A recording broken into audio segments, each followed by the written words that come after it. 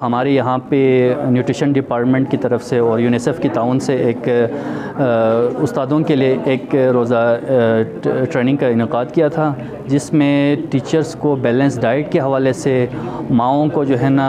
Breast feeding के हवाले से, माओं को कम्प्लीमेंट्री फीडिंग जो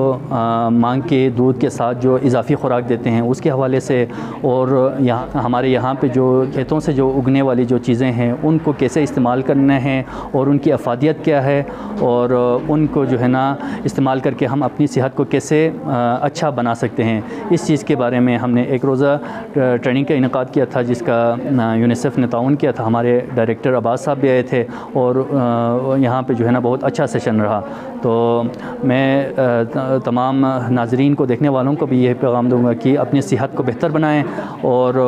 जो हमारे जो यहाँ पे खेतों में जो उगने वाली चीज़ें हैं, ऑर्गेनिक चीज़ें हैं, उनको ज़्यादा से ज़्यादा इस्तेमाल करें। जो बाज़ार से जंक फूड है, जो गैर मेयारी चीज़ें हैं, उनसे जितना हो सके बचें। बहुत शुक्रिया जी।